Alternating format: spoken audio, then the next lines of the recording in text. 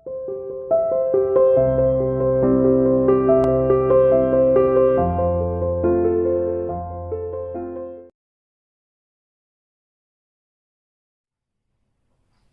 student, welcome to Stay International School online classes. How are you all?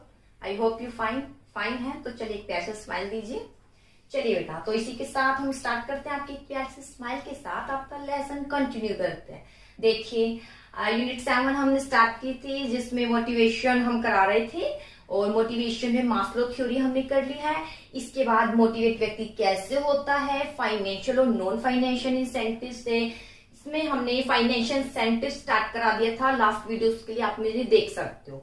Financial incentive जिसमें व्यक्ति को हम attract कर रहे हैं किसके थ्रू, कुछ मनी प्रोवाइड करके, या तो मनी का एक फॉर्म होता है या मनी नहीं दे के उसको ही कुछ जैसे फैसिलिटी दे देते हैं। लेकिन ऑर्गेनाइजेशन तो मनी कर ही रही है, कहीं ना कहीं इन्वेस्ट मीन्स कहीं ना कहीं उसका खर्चा हो ही रहा है ऑर्गेनाइजेशन का। इट मीन्स यानी मनी का एक फॉर्म के रूप में हम सर्विसेज दे रहे हैं, वो कहलाया जाता है फाइनेंशियल इंसेंटिव। क्यों देते हैं? ताकि व्यक्ति ज्यादा अट्रैक्ट हो, ज्यादा व्यक्ति हार्ड वर्क करे, पोटेंशियल रहे, ऑनेस्ट रहे, लंबे समय तक टिका भी रहे। ठीक है। और मैंने ये भी बताया था फाइनेंशियल इंसेंटिव, चाहे आप ऐसे याद कर सकते हैं कि व्यक्ति दो ही इंसेंटिव से अट्रैक्ट होता है, या तो दौलत से या फिर शोहरत से। आज हम दौलत की बातें कर रहे हैं। ठीक है। इसके 4 पॉइंट हम पढ़ चुके हैं, जिसमें वहां भी हमने दौलत पढ़ी थी कि दौलत कैसे कैसे मिलेगी। आज हम पढ़ेंगे कि किस प्रकार से फाइनेंशियल इंसेंटिव व्यक्ति दौलत से किस तरीके से अट्रैक्ट होता है। शोहरत का पॉइंट नॉन फाइनेंशियल इंसेंटिव में देखेंगे। चलिए देखते हैं financial incentive. 5th point, first 4 पढ़ चुके हैं, बाद में लास्ट में मैं एक बार रिवाइज जरूर कराऊंगी। 5th पॉइंट देखिए सीधा। सबसे पहले है को पार्टनरशिप और स्टॉक ऑप्शन। देखिए क्या लिखा हुआ है 5th पॉइंट फाइनेंशियल इंसेंटिव का, को पार्टनरशिप और स्टॉक ऑप्शन। या तो को पार्टनरशिप का या स्टॉक ऑप्शन का। को पार्टनरशिप यानी पार्टनरशिप बना लेना है, साथ में पार्टनरशिप का एक रूप देना है। स्टॉक ऑप्शन या हमको एक ऑप्शन देना है कि आप हमारे पार्टनर बनना चाहेंगे, ये ऑप्शन देना को पार्टनरशिप, या आप कह सकते हैं स्टॉक ऑप्शन। स्टॉक यानी शेयर का ऑप्शन दे रहे हैं। ठीक है। स्टॉक यानी हम शेयर का एक उसको ऑप्शन दे रहे हैं, आप शेयर लीजिए, हमारे साथ एक पार्टनर बन जाइए, वो कहलाया जाता है को पार्टनरशिप। चलिए पढ़ते हैं क्या है ये। It is developed form of profit sharing. ये प्रॉफिट शेयरिंग का एक डेवलप्ड फॉर्म है। प्रॉफिट शेयरिंग हमने पढ़ा था लास्ट वीडियो में, जिसमें प्रॉफिट शेयरिंग में बताया था कि संस्था का आउटकम 2 पार्टी पर डिपेंड है, एक ओनर और दूसरा एम्प्लॉय। ओनर इन्वेस्ट करता है, वो बदले में चाहता है ज्यादा प्रॉफिट। एम्प्लॉय सर्विस देता है, बदले में क्या चाहता है, अच्छी सैलरी वेजेस मिले, लेकिन लंबे समय तक संस्था टिक रहे, व्यक्ति मोटिवेट होकर कार्य करे, ऑनेस्ट होकर कार्य करे, पोटेंशियल से कार्य करे। इसलिए संस्था के ओनर क्या करते हैं, प्रॉफिट का जो हिस्सा है एक रिवॉर्ड के रूप में शेयर करते हैं अपने एम्प्लॉय के साथ, ताकि वो खुश हो जाए और मेहनत से काम करे। वो प्रॉफिट शेयरिंग था।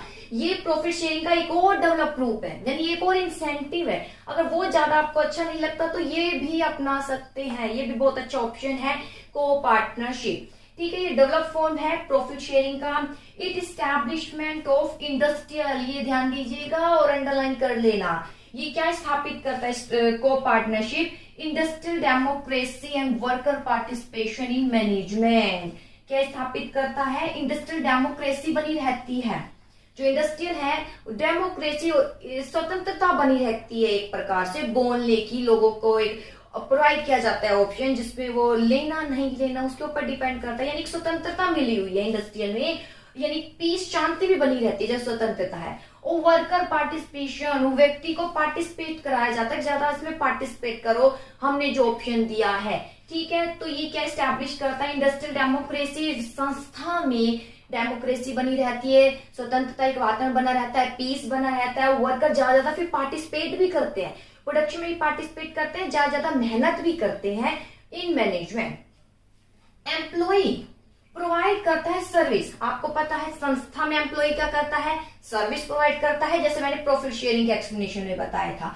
इसी के साथ को पार्टनरशिप ऑप्शन में also partner in equity share. को पार्टनरशिप में जो एक एम्प्लॉय है, को पार्टनरशिप में जो एक एम्प्लॉय है वो क्या करता है, सर्विस तो प्रोवाइड करता ही है, सर्विस क्या कर रहा है, प्रोवाइड कर रहा है, यानी काम तो कर रहा है। इसी के साथ वो क्या भी बना हुआ है, पार्टनर्स बना हुआ है। दो ऑप्शन आ रहे हैं उसके पास, एक तो वो सर्विस भी दे रहा है, दूसरा वो पार्टनर भी बना हुआ है, यानी दो रोल अदा कर रहा है। किसमें पार्टनर बना हुआ है, इन इक्विटी शेयर। और इक्विटी शेयर क्या है, ये हम प्लस में पढ़ चुके हैं, ठीक है। तो एम्प्लॉई संस्था में दो प्रकार से उसका एक रूप है, एक तो सर्विस दे रहा है, ठीक है, और दूसरा क्या कर रहा है, पार्टनर बन रहा है एज अ इक्विटी शेयर में जो है पार्टिसिपेट करके, तो वो कहलाया जाता है को पार्टनरशिप। फिर एक बार बताते हैं को पार्टनरशिप क्या है। ये प्रॉफिट शेयरिंग का एक डेवलप फॉर्म है। इसमें क्या होता है, ये किसने स्थापित किया जाता है, ताकि इंडस्ट्रियल डेमोक्रेसी की स्वतंत्रता बनी रहे, शांति बनी रहे और वर्कर का पार्टिसिपेशन बना रहे प्रोडक्टिविटी में, और ज्यादा संस्था को आगे ले जाने में और लंबे समय तक टिके रहने में, और हमें भी उनसे फायदा हो, इसलिए को पार्टनरशिप का ऑप्शन लेकर आया जाता है।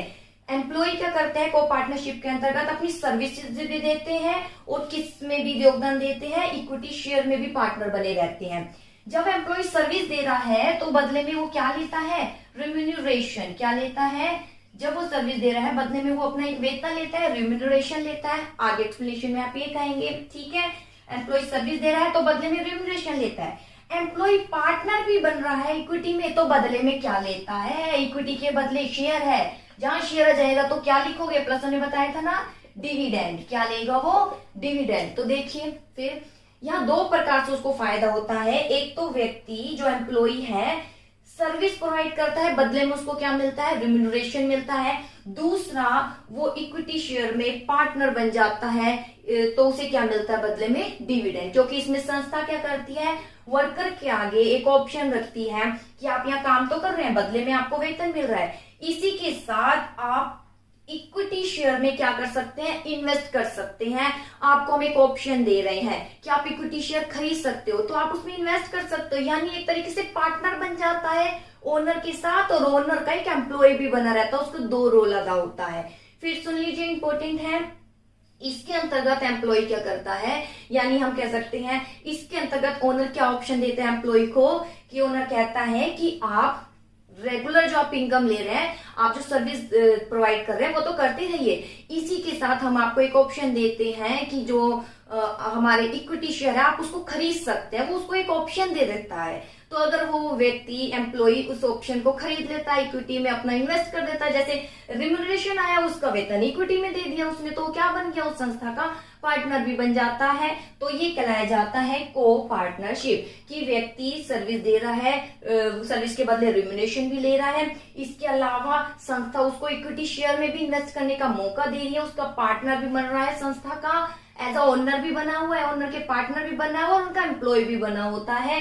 और बदले में क्या लेता है, जब इक्विटी शेयर में इन्वेस्ट करता है तो डिविडेंड, सर्विस दे रहा है तो बदले में क्या मिलता है उसको, रिम्यूनरेशन। तो यहाँ दो प्रकार से उसको क्या हो जाते हैं, फायदे हो जाते हैं। अब आता है इक्विटी शेयर। जो इक्विटी शेयर है किस किस तरीके से जारी किए जाते हैं, इसको दो फॉर्म है, टू फॉर्म है इसको जारी करने का। फर्स्ट ऑफ ऑल, या तो किस पे, कैश पेमेंट पर होता है, ठीक है, या तो आप कैश दीजिए और बदले में क्या ले सकते हैं। इक्विटी क्यों दिए जाते हैं, क्यों जारी किए जाते हैं शेयर, ताकि मनी मिल सके, या तो कैश पेमेंट, या फिर एक और भी है इसमें कि जरूरी नहीं है कि संस्था उनसे कहे कैश पेमेंट के बेस पर ही लीजिए, बल्कि उन्हें क्या दे देती है, बोनस शेयर के रूप में दे देती है। कैसे, बोनस शेयर के रूप में फ्री दे देती है। बोनस शेयर में उनसे बहुत पर्सन है, मीन्स बहुत खुश है व्यक्ति के कार्य से।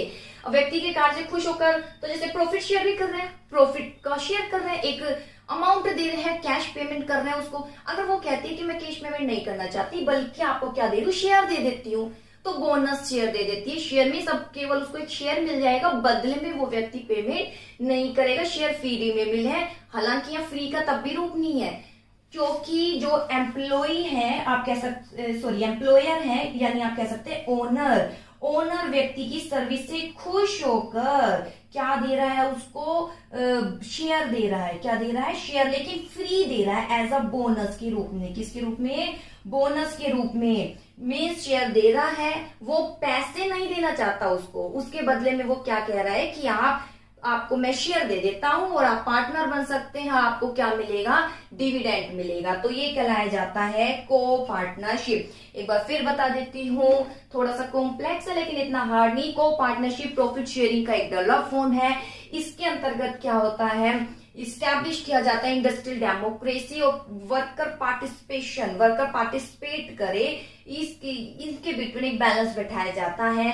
होता क्या है इसमें, जो एम्प्लॉय है वो सर्विसेज भी देता है, वो पार्टनर भी बना रहता है किसमें, इक्विटी शेयर। जब वो सर्विसेज देता है तो बदले में वेतन लेता है, जो वो पार्टनर भी बना रहता है तो उसे क्या मिलता है, डिविडेंड मिलता है। इसके अंतर्गत जो ओनर है अपने एम्प्लॉय को एक ऑप्शन दे देती है कि वो क्या खरीद सकते हैं, इक्विटी शेयर खरीद सकते हैं, वो क्या बन सकते हैं, पार्टनर बन सकते हैं, इसलिए इसको क्या बोलते हैं, को पार्टनरशिप। इसके बाद इक्विटी शेयर जारी किए जाते हैं तो कैश पेमेंट पर या बोनस शेयर के रूप में, या तो आप कैश पेमेंट पर कि आप शेयर तो ले लीजिए एम्प्लॉय लेकिन बदले में कैश दीजिए, और या फिर उनसे खुश होकर उनको एक पेमेंट नहीं दे रहे, उनको एक पैसा नहीं दे रहे, खुश होकर मनी नहीं दे रहे, बल्कि कह रहे कि हम शेयर दे देते हैं आपको खुश होकर, तो वो किसका रूप हो जाता है, बोनस शेयर। ये कहलाया जाता है को पार्टनरशिप। अब इसके बाद आता है 6 पॉइंट, रिटायरमेंट बेनिफिट। 6 पॉइंट क्या आता है, रिटायरमेंट बेनिफिट। रिटायरमेंट बेनिफिट आपने सुना होगा, व्यक्ति रिटायर होना चाहता है, रिटायर के बाद जब रिटायर हो जाता है तो उसका कुछ बेनिफिट वो प्राप्त करना चाहता है, वो कहलाया जाता है रिटायरमेंट बेनिफिट। देखिए रिटायरमेंट बेनिफिट क्या है, नेम से इंडिकेट है। 6 पॉइंट, रिटायरमेंट बेनिफिट। जब एक व्यक्ति संस्था में कार्य करता है तो वो चाहता है कि ओल्ड एज के लिए क्या हो जाए, वो टेंशन फ्री हो जाए, ओल्ड एज के लिए क्या हो जाए, टेंशन फ्री हो जाए, तो वही कहलाया जाता है रिटायरमेंट बेनिफिट। जो कि कौन सी आवश्यकता को पूरा कर रहा था, आपकी फिजियोलॉजिकल नीड्स को नहीं, कौन से नीड्स को, सेफ्टी नीड को, ठीक है, जो हमारी सेकंड नीड्स थी सेफ्टी एंड सिक्योरिटी नीड, उस नीड को क्या कर रहा है, ये पूरा कर रहा है। सेफ्टी बनी हुई है, ओल्ड एज पेंशन मिलती है, ठीक है। तो रिटायरमेंट बेनिफिट में आप क्या बताएंगे, जो व्यक्ति एक संस्था में कार्य कर रहा होता है, लंबे समय तक कार्य करने के बाद वो ये उसको पता है कि ये तो है नहीं कि बुढ़ापे तक करता ही रहेगा काम, कुछ समय के बाद उसको संस्था जो है रिलीव कर देगी, संस्था जो है उसको फ्री कर देगी एक तरीके से, तब उसको क्या होगा, उसका क्या होगा, तो इसके लिए कुछ एक बेनिफिट संस्था जो है उसको प्रोवाइड करती है, वो कहलाया जाता है रिटायरमेंट बेनिफिट। तो रिटायरमेंट बेनिफिट 2 प्रकार से दिया जाता है। सबसे पहले आता है प्रोविडेंट फंड। सबसे पहले क्या आता है, प्रोविडेंट फंड। देखिए प्रोविडेंट फंड क्या होता है, प्रोविडेंट फंड में पीएफ, आप कह सकते हो जो पीएफ मिलता है वो कहलाया जाता है प्रोविडेंट फंड, ठीक है। पीएफ आपने सुना होगा, किसी भी कंपनी में जाते हो, संस्था में जाते हो तो आपको सुनने में ही आता है कि सैलरी है, सैलरी में से इतना पीएफ कटेगा। और ये पीएफ क्या होता है, पीएफ मतलब जब आप रिटायर होंगे तो रिटायरमेंट के समय आपको एक अमाउंट मिलेगा, एक एक्यूमुलेट अमाउंट मिलेगा। क्या मिलेगा, एक्यूमुलेट अमाउंट मिलेगा प्लस इंटरेस्ट के साथ। जब आप रिटायर होंगे तो आपको एक खट्टा अमाउंट मिलेगा प्लस इंटरेस्ट के साथ, वो कहलाया जाता है प्रोविडेंट फंड। और ये बहुत ही अच्छी योजना है, ओल्ड एज की जो टेंशन होती है वो टेंशन फ्री करने के लिए व्यक्ति को। तो इसके अंतर्गत क्या होता है, प्रोविडेंट फंड के अंतर्गत जब एक व्यक्ति संस्था में कार्य कर रहा होता है तो उसकी सैलरी के अंतर्गत पीएफ कटता है। आपको सुना होगा कि हाँ जी मेरा पीएफ कट रहा है, तो देखिए पीएफ कैसे कटता है। पीएफ का जो प्रावधान है, पीएफ में दोनों व्यक्ति योगदान देते हैं। कौन कौन व्यक्ति, ओनर भी और एम्प्लॉय जिसको सैलरी मिल रही है। देखिए कौन कौन योगदान देता है, पीएफ में ओनर का भी योगदान होता है और एम्प्लॉय का, और दोनों का कितने कितने परसेंट होता है, 12% होता है। किसके according, employ provident fund organisation of India. फिर सुन लीजिए, एम्प्लॉय मैं यहां लिख देती हूं, employ provident fund organisation of India. ये जो संस्था है employ provident fund organisation of India. फिर देखिए, और एम्प्लॉय प्रोविडेंट फंड, एम्प्लॉय लिख दे क्योंकि एम्प्लॉय की है, पीएफ है क्योंकि पीएफ है, provident fund organisation of India के अकॉर्डिंग जो पीएफ है वो कितने कितने परसेंट निश्चित किया गया है, ओनर और एम्प्लॉय को 12% इसमें क्या देना पड़ता है, योगदान देना पड़ता है। कितना, 12%। देखिए कैसे, जैसे एम्प्लॉय है, इसकी सैलरी कितनी है, इसकी सैलरी मान लीजिए 50,000 सैलरी है, तो पीएफ कितना कटेगा, पीएफ जो है 12% हो गया, कितना हो गया 12%, 5 10 यानी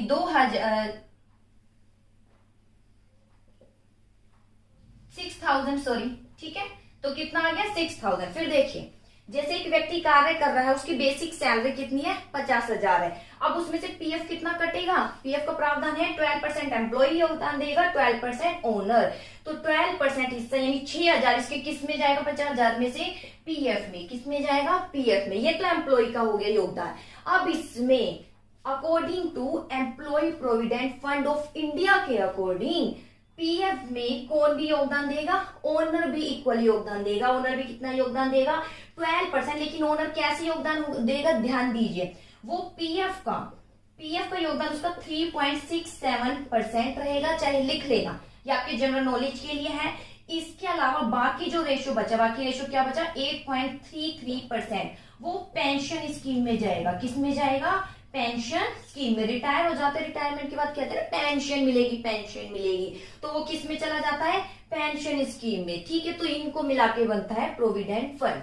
फिर देखिए प्रोविडेंट फंड क्या है, जब एक व्यक्ति संस्था में कार्य करता है तो उसके जो अमाउंट सैलरी मिल रहा है, सैलरी का कुछ परसेंट संस्था एज अ पीएफ के रूप में रखती है, और जब वो रिटायर होता है तो एक्यूमुलेट यानी इकट्ठा अमाउंट प्लस इंटरेस्ट के साथ उसको वो अमाउंट दे दिया जाता है, वो कहलाया जाता है PF. According to employ provident fund organisation of India द्वारा ये कितना निर्धारित किया गया है, 12% और 12%, दोनों ही योगदान देते हैं इसमें, ओनर भी एम्प्लॉय भी। ओनर जो है 12% योगदान, एम्प्लॉय भी कितना परसेंट योगदान देता है 12%। जैसे सैलरी 50,000 है तो 12% यानी 6,000 उसका पीएफ कटेगा व्यक्ति का, और ऐसे ही ओनर 12% ओनर भी योगदान देगा, लेकिन किस किस तरीके से, पीएफ 3.67% इसका निकल जाएगा, और पेंशन स्कीम में जाएगा 8.33%। इस प्रकार दोनों मिला के 12% इसका योगदान हो जाता है, तो ये कहलाया जाता है पीएफ। और एक बात ध्यान दीजिए, जिस संस्था में 20 व्यक्ति से ज्यादा 20 व्यक्ति तक व्यक्ति कार्य कर रहे होते हैं, जिस संस्था में एम्प्लॉय कितने होते हैं, कम से कम 20 एम्प्लॉय कार्य कर रहे होते हैं, तो उसे रजिस्ट्रेशन कराना पड़ता है। किसमें रजिस्ट्रेशन कराना पड़ता है, कौन सी संस्था बताई थी, employ provident fund of organisation में अपना रजिस्ट्रेशन कराना पड़ता है कि अब उसकी संस्था में 20 व्यक्ति कार्य कर रहे हैं, 20 से ज्यादा तो करना ही होगा, जैसे 20 हो जाते हैं अब उसे प्रोविडेंट फंड उन्हें देना ही पड़ेगा, तो उस तब देगी जब वो पहले क्या करेगी, रजिस्ट्रेशन। तो ये था प्रोविडेंट फंड। इसके बाद आता है ग्रेजुटी क्या है। देखिए ग्रेजुटी क्या है, ये भी एक ऑप्शन है, कौन सा ऑप्शन है, जिसमें रिटायरमेंट के बाद दी जाती है। देखिए ग्रेजुटी क्या है, ग्रेजुटी क्या है, जब व्यक्ति रिटायर होता है तो उसका परसेंट भी जो है, एक कुछ परसेंट उसकी सर्विसेज खुश होकर संस्था उसको देती है, उसे कहा जाता है ग्रेजुटी। ये ग्रेजुटी सरकारी में तो वैसे मिलती है, प्राइवेट में भी जो है ये लागू है ग्रेजुटी। किसके अकॉर्डिंग, 1 जनवरी 2016 को जो लेबर मिनिस्टर ने डिक्लेयर किया, क्या डिक्लेयर किया कि जो ग्रेजुटी है वो प्राइवेट और पब्लिक दोनों सेक्टर में ही दी जाएगी, चाहे वो प्राइवेट हो चाहे वो पब्लिक हो, दोनों में ही दी जाएगी, चाहे वो संस्था गवर्नमेंट हो चाहे वो क्या हो, प्राइवेट हो, हर दोनों में क्या है, ग्रेजुटी का प्रावधान होना ही पड़ेगा, देना ही पड़ेगा। तो ये है ग्रेजुटी सिंपल वर्ड में बस जो व्यक्ति की सर्विस से खुश होगा, जब वो एक रिटायर होता है तो रिटायर के समय एक और अमाउंट दिया जाता है, उसे बोलते हैं ग्रेजुटी, ठीक है। तो ये था बेटा रिटायरमेंट बेनिफिट, कौन सी नीड्स को पूरा कर रहे हैं, हमारी सेफ्टी नीड को। जब रिटायरमेंट बेनिफिट मतलब व्यक्ति को पीएफ और पीएफ यानी पेंशन और दूसरा ग्रेजुटी की सुविधा मिल जाती है, तो भविष्य के लिए वो फ्री हो जाता है अपनी ओल्ड एज के लिए वो, और इसी से अट्रैक्ट होकर व्यक्ति ज्यादा कार्य करता है, उसी संस्था में टिके रहना चाहता है ताकि लंबे समय तक टिका रहे, उसे ग्रेजुटी भी मिले, उसे पीएफ भी मिले।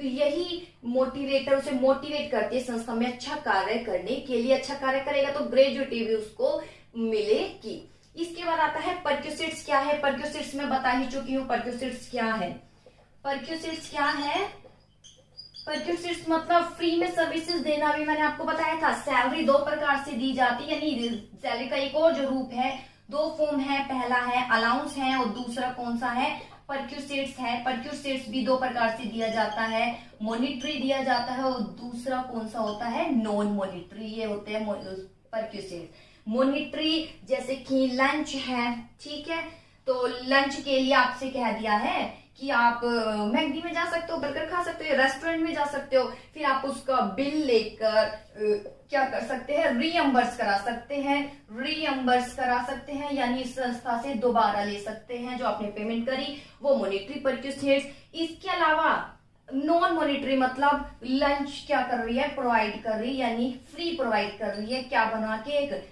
कैंटीन बना के, तो वो खिलाया जाता है परक्यूसिट्स। अलाउंस बता दी थी, अलाउंस जैसे सिंपल रूप से आपको पॉकेट मनी मिलती है, वो आपका पॉकेट अलाउंस, एक फिक्स खर्चा जो दे दिया जाता है। और यहाँ मॉनिटरी में क्या आपने खर्चा कर दिया, फिर आपको रिएम्बर्स करा रहे हैं। नॉन मॉनिटरी परक्यूसिट्स जैसे फ्री में रेंट फ्री हाउस दे दिया या आपको सर्विसेज दे दी, एक नौकर दे दिया, तो वो क्या कहलाया जाता है, परक्यूसिट्स कहलाया जाता है। बेटा इसी के साथ हमारे फाइनेंशियल इंसेंटिव फिनिश होते हैं। एक बार मैं फिर बता देती हूँ इसमें हमने क्या क्या पढ़े हैं फाइनेंशियल इंसेंटिव में। सबसे पहले पढ़ा है पे एंड अलाउंस। पे एंड अलाउंस में बता दिया है, पे एंड अलाउंस यानी बेसिक सैलरी के अलावा जो अलाउंस दिए जाते हैं ताकि व्यक्ति मोटिवेट हो ज्यादा अच्छा कार्य करने के लिए, वो कहलाया जाता है पे एंड अलाउंस। जैसे डियरनेस अलाउंस, लास्ट वीडियो देख सकते हैं इसके लिए। सेकंड क्या था, प्रोडक्टिविटी वेज लिंक, या कह सकते हैं लिंक वेज, यानी प्रोडक्टिविटी जितना अच्छा प्रोडक्शन करोगे सैलरी का इंक्रीमेंट उसी के अकॉर्डिंग होगा। तो ये भी एक मोटिवेटर है, आपको मोटिवेट यानी दौलत की ओर लाने के लिए, दौलत के अकॉर्डिंग आपको अट्रैक्ट करने के लिए। थर्ड था बोनस। बोनस या तो कैश दिया जाता है या अदर काइंड दिया जाता है। कैश दे दिया या फिर आपको कहाँ भेज दिया, अब्रोड भेज दिया, वो कहलाया जाता है बोनस। फोर्थ जो है, इसके अलावा फोर्थ पॉइंट क्या था, को पार्टनरशिप, नहीं इससे पहले है प्रॉफिट शेयरिंग। प्रॉफिट शेयरिंग देखिए, प्रॉफिट शेयरिंग क्या था कि ओनर है, एम्प्लॉय दोनों व्यक्ति कार्य कर रहे हैं। ओनर क्या करता है, इन्वेस्ट करता है, और एम्प्लॉय क्या करता है, सर्विस देता है, और बदले में क्या चाहता है, अच्छी वेजेस मिले, और ये इन्वेस्टमेंट के बदले क्या चाहता है, प्रॉफिट। जब ओनर अपने प्रॉफिट को शेयर करता है एम्प्लॉय के साथ, तो वो क्या कहलाया जाता है, प्रॉफिट शेयरिंग। और सबका मोटिवेट एक ही है, लोगों को अट्रैक्ट करना, ओनर से काम करे, पूरे जो है दिल से काम करे, लंबे समय तक टिके रहे, यही इसका उद्देश्य है। और फिफ्थ हमने जैसे कि आज पढ़ाया ही है, को पार्टनरशिप। को पार्टनरशिप में व्यक्ति क्या कर रहा है, व्यक्ति एम्प्लॉय भी है, व्यक्ति एम्प्लॉय भी है और साथ में क्या बन जाता है, पार्टनर बन जाता है। किस में पार्टनर बन जाता है, शेयर में, इक्विटी शेयर खरीद लेता है, तो वो कहलाया जाता है को partnership. Sixth retirement benefit. Retirement benefit जैसे अभी बताया कौन कौन से होते हैं, पीएफ है या फिर क्या आती है, ग्रेजुटी आती है, जो कि रिटायर के समय दी जाती है। 7 परक्यूसिट्स है। परक्यूसिट्स तो स्टार्टिंग में ही मैंने बता दिया था परक्यूसिट्स क्या है। परक्यूसिट्स में सुविधा देना, कुछ फ्री में देना, जैसे फ्री सर्विसेज दे दी, फ्री बस में हम आते जाते हैं स्कूल बस में, तो वो क्या कहलाई जाती है, परक्यूसिट्स। तो बेटा ये सारे इंसेंटिव है लोगों को दौलत से अट्रैक्ट करना या शोहरत से अट्रैक्ट करना, दौलत से अट्रैक्ट करने की ओर, यानी कहीं ना कहीं मनी जो है खर्च कर ही रहे हैं, या तो मनी का एक रूप दे रहे हैं, या तो मनी ही दे रहे हैं, या मनी का कुछ फॉर्म दे रहे हैं, यानी संस्था कहीं ना कहीं खर्चा कर रही है। किस लिए, ताकि व्यक्ति अट्रैक्ट हो और ऑनेस्ट से काम करे, पूरे पोटेंशियल से काम करे, उसमें क्या आ जाए, एफिशिएंसी आ जाए और इफेक्टिवनेस आ जाए। ठीक है, इफेक्टिवनेस हो, टाइम से कार्य करे, एफिशिएंसी हो और प्रोडक्टिविटी क्या करे, वो इंक्रीज करे। इन सब उद्देश्यों को प्राप्त करने के लिए क्या दी जाती है, फाइनेंशियल इंसेंटिव। ओके बेटा, इसी के साथ आज का टॉपिक फिनिश होता है। नेक्स्ट वीडियो में पढ़ेंगे कि कैसे व्यक्ति शोहरत से अट्रैक्ट होता है। ओके बेटा।